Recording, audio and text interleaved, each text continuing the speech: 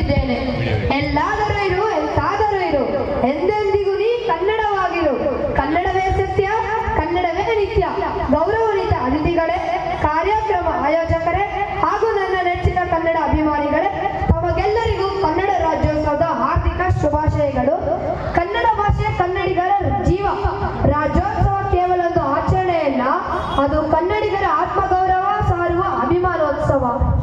ಕನ್ನಡ ಭಾಷೆ ಸಾವಿರಾರು ವರ್ಷಗಳ ಇತಿಹಾಸ ಹೊಂದಿರುವ ಸಂಸ್ಕೃತಿ, ಸಾಹಿತ್ಯ, ಪರಂಪರೆ.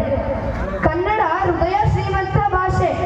ಈ ಮಣ್ಣಿನ ಜನರು ಸಮಾನತೆ, ಸಹೋದರತ್ವ, ಪ್ರೀತಿ ಮತ್ತು ಶಾಂತಿಯಿಂದ ಜೀವಿಸುವವರು.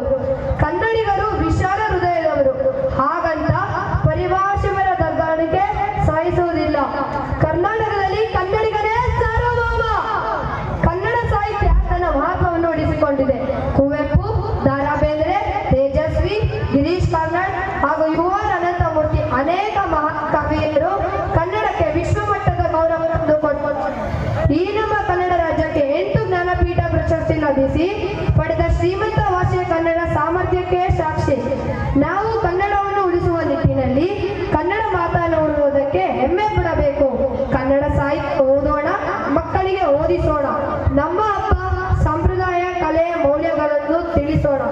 ಕನ್ನಡ ಧ್ವಜ ಹಾರಿದಾಗ ಹಳದಿ ಮತ್ತು ಕೆಂಪು ಎಂಬುದು ಸೂಚಿಸುತ್ತದೆ.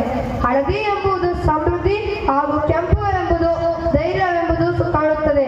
ಇದು ಕೇವಲ ಧ್ವಜವಲ್ಲ, ಪ್ರತಿಯೊಬ್ಬ ಕನ್ನಡಿಗನ ಹೋರಾಟ ಮತ್ತು ಏಕತೆಯ ಸಂಕೇತ.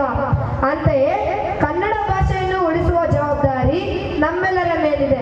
ಭಾಷೆ ಬದುಕಿರಲು ಅದು ದಿನನಿತ್ಯದ ಬದುಕಿನಲ್ಲಿ ಬಳಸಬೇಕು.